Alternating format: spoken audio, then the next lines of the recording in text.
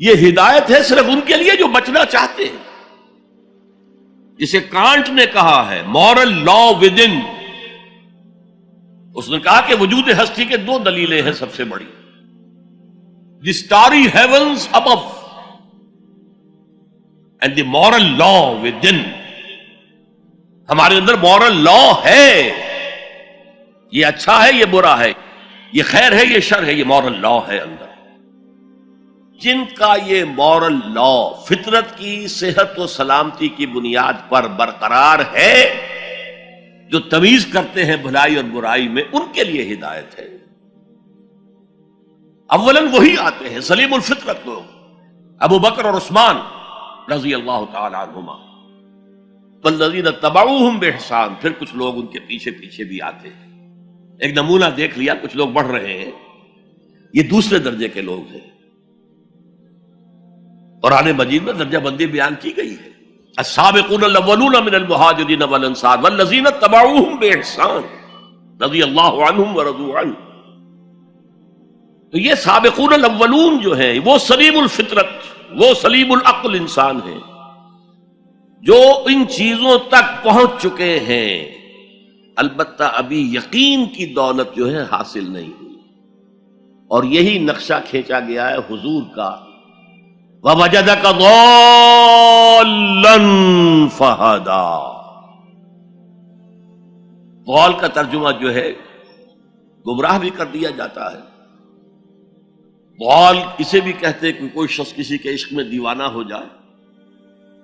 اور ضال وہ بھی ہے جو ابھی حق کی تلاش میں سرگرداں ہے. تو جو غور و فکر غار حرا میں ہو رہا تھا، حدیث میں آتا ہے تحنسو یتحنسو فی، جا کر آپ وہاں عبادت کرتے تھے. تو وہ عبادت کیا تھی؟ کان صفت تعبدہ فی غار حرا التفکر والاعتبار. غار حرا میں آپ کی عبادت کی صفت کیا تھی؟ غور و فکر کہ کائنات کیا ہے. وہی جس سے فلسفی، جن کوسچن سے فلسفی گریپل کر رہا ہوتا ہے، دو دو ہاتھ کر رہا ہوتا ہے، وہی حضور اس سارے فکر کے مراحل سے گزرے ہیں اور قریب پہنچ گئے ہیں. تو دروازے پر دستک دی ہے، دروازہ کھلا ہے. وَوَجَدَكَ ضَالًّا فَهَدَىٰ. پردے اٹھا دیے اور ہدایت دے.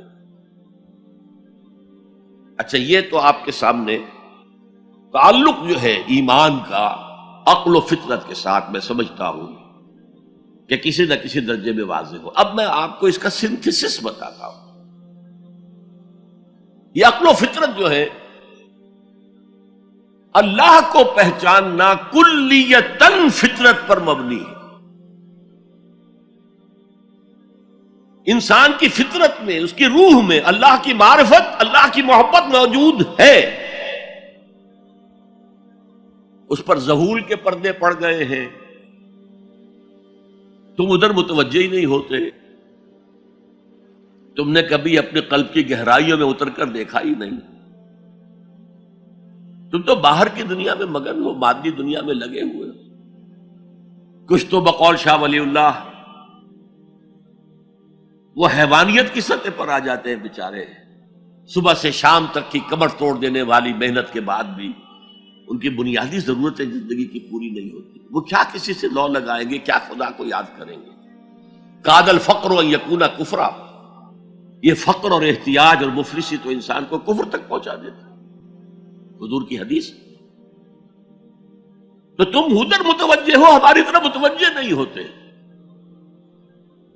حضرت ابراہیم کا قول کیا تھا؟ انی وجہت وجہی للذی فطر السماوات والارض حنیفا وما انا من المشرکین.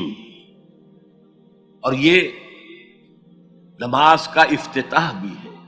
انی وجہت وجہی، میں نے اپنا رخ سیدھا کر لیا ہے اللہ کی طرف، حنیف یکسو ہو کر، دائیں بائیں کوئی میری توجہ نہیں جا رہی. یہ ہے در حقیقت اس عبادت کا تقاضا، جو کہ شکر کا لازمی نتیجہ.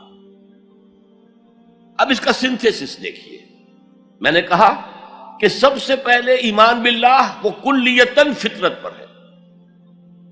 اسی لیے کانٹ نے یہ ثابت کیا، ایک کریٹیک آف پیور ریزن، اس کی کتاب جس نے ہنگامہ پیدا کر دیا تھا پورے یورپ میں. اس وقت تک کرسچینٹی ڈومیننٹ تھی اور مذہب ایک اہم عنصر تھا انسانی زندگی کا. اس نے کہا اللہ کے وجود کے لیے جتنے منطقی دلیلیں دی گئی ہیں سب غلط ہیں، میں سب کو کاٹ کر دکھاتا ہوں. جیسے ہم کہتے ہیں لوہے کو لوہا کاٹتا ہے، منطق نے منطق کو کاٹ دیا. There is no logical reason to prove the existence of God. A critique of pure reason، میں نے کہا تھا پیور ریزن، عقل خالص جو فطرت سے رہنمائی نہیں لے رہی. وہ فلسفہ جو ہے اس کی منزل کیا ہے؟ ایگنوسٹسزم یا اسکیپٹسزم، لا ادریت یا ارتیابیت. پھر اس نے ایک کتاب لکھی بعد میں، کریٹیک آف پریکٹیکل ریزن. اس نے کہا کہ عملی طور پر انسان اخلاق حسنہ اختیار کر ہی نہیں سکتا جب تک کہ خدا کو نہ مانے.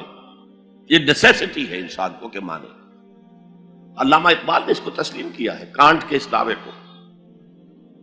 وہ ان کی کتاب ہے reconstruction of religious thought in Islam, کہ کوئی منطقی دلیل خدا کے وجود کو ثابت نہیں کر سکتی. متکلمین نے کوششیں کی ہیں لیکن دلیل دلیل کو کاٹ دیتی ہے، منطق منطق کا توڑ کر دیتی ہے. وہ صرف قرآن نے لفظ آیت استعمال کیا جو میں نے بیان کیا تھا. اس کائنات میں ہر شے اللہ کی نشانی ہے. جیسے آپ کو اپنے کسی دوست کی دی ہوئی کوئی شے دیکھتے ہی دوست یاد آ جاتا ہے، ایسے ہی آفاق و انفس میں اللہ کی نشانیاں ہیں. تمہارے اندر بھی اللہ کی نشانیاں ہیں. ذرا توجہ تو کرو، آفاق کو دیکھو، کھول آنکھ، فلک دیکھ، زمین دیکھ، فضا دیکھ. افلا ينظرون الى الابل كيف خلقت والى السماء كيف رفعت والى الجبال كيف نصبت والى الارض كيف سطحت فذكر انما انت مذکر. کیا یہ دیکھتے نہیں، غور نہیں کرتے اونٹ کو کیسے پیدا کیا گیا، کتنا اپنے ماحول کے ساتھ مناسبت رکھتا ہے. 7 دن نہ کچھ کھانے کو ملے نہ پینے کے ملے، اسے کوئی پرواہ نہیں.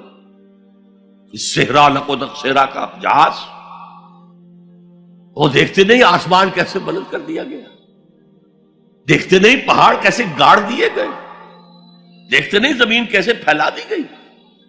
اے نبی آپ یاد دہانی کرائیے، یہ نشانیوں کی طرف متوجہ کر دیجئے. آپ سوائے یاد دہانی کرانے والے کے اور کچھ نہیں ہے. آپ کے ہاتھ میں اختیار نہیں ہے کہ آپ اللہ کو منوا لیں. یہ تو تمہارے اندر سے فطرت سے ابھر کر گواہی آئے گی.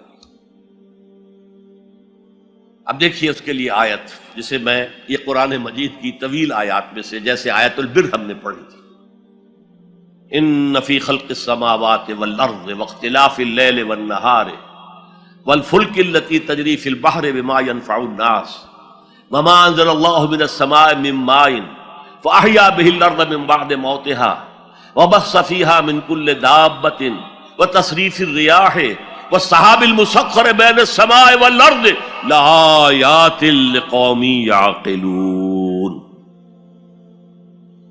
یقیناً آسمان اور زمین کی تخلیق میں، رات اور دن کے الٹ پھیر میں، اس کشتی یا جہاز میں کہ جو ایسا سامان لے کر چل رہی ہوتی ہے جو لوگوں کو نفع پہنچاتی ہے، اور وہ جو اللہ نے آسمان میں سے پانی اتارا اور اس سے زمین کو اس کی موت کے بعد زندہ کر دیا اور زمین میں پھیلا دیے ہر طرح کے جاندار، اور یہ ہواؤں کا چلنا اور یہ بادل جو مسخر ہیں زمین و آسمان کے مابین، ان میں سے ہر ایک نشانی ہے، پہچانو. کیا مطلب؟ تم نے کسی مصور کی تصویر دیکھی، تعریف تصویر کی کرتے ہو یا مصور کی کرتے ہو؟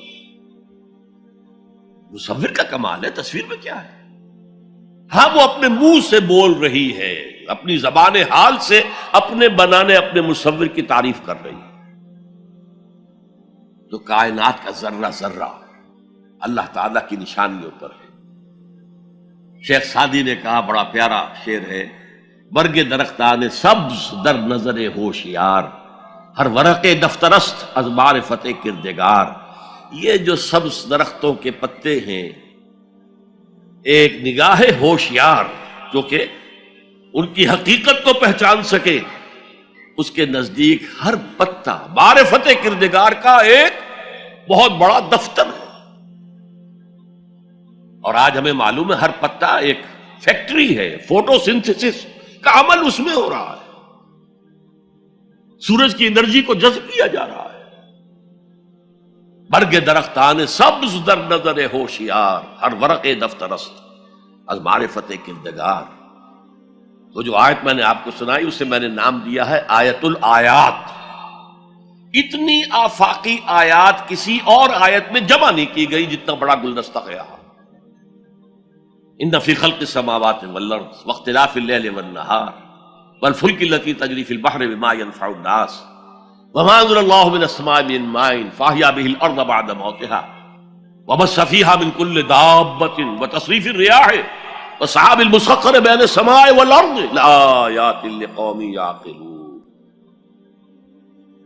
دوسری طرف تمہارے اندر بھی ہے، سنوریہم آیاتنا فی الآفاق وفی انفسہم۔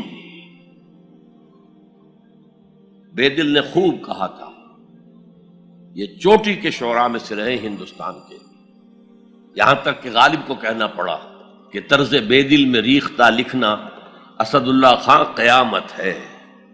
آسان نہیں ہے طرز بے دل میں اردو میں شاعری کرنا، وہ فارسی کے شاعر تھے۔ ستمست گر ہوست کشد کے بسیر سر و سمندرا تجھے غنچہ کم نہ دمیدئی در دل کشا بچمن درا۔ کتنے ستم کی بات ہے، تمہاری خواہش آمادہ کرتی ہے کہ چلو چمن میں دیکھو، پھولوں کی بہار دیکھو، درختوں کی بہار دیکھو، گھاس کے اوپر چہل قدمی کرو۔ ارے تم خود ایک پھول سے زیادہ کھلے ہوئے ہو۔ کبھی اپنے دل کا دروازہ کھول کر اس میں داخل ہو کر اپنے حسن معنوی کا مشاہدہ کرو۔ ستمست گر ہوست کشد کہ بے سیر سر و سمندرا تجھے غنچہ کم نہ دمیدئی، دمکتا ہوا غنچہ ہو تم خود در دل کشا بچمندرا۔ آیات الہیہ اندر بھی موجود ہے۔ اچھا، ان آیات کے ذریعے سے اللہ کی پہچان ہو گئی، اللہ یاد آ گیا، تھا اندر موجود، اللہ کی علم اور معرفت موجود تھی، پردے آ گئے تھے، ظہور تھا۔ یا جیسے ایک جگہ کہا گیا کلا بل رانا علی قلوبہم، ان کے دلوں کے اوپر جو بھی بدکاریاں وہ کرتے رہے ہیں اس سے زنگ لگ گیا، حجابات آ گئے۔ شیخ علی حجویری رحمت اللہ علیہ، جنہیں داتا گنج بخش کہا جاتا ہے، اگرچہ یہ لفظ نہیں کہنا چاہیے، انہوں نے کتاب کا نام کیا رکھا؟ کشف المحجوب۔ جو پردے میں آیا ہوا ہے، اوٹ میں آیا ہوا ہے، اسے کھولنا۔ تم اوٹ میں ہو، تمہارے اندر موجود ہے اللہ کی معرفت۔ البتہ اس کا ایک نتیجہ یہ نکلنا چاہیے، اب تمہارے لیے محبوب ترین ہستی اللہ ہو جائے۔ رب رب کر دے بڈھے ہو گئے اتے ملا پنڈت سارے، رب دا کھوج کھرا نہ لبا اتے نہ کیتے بئی نظارے۔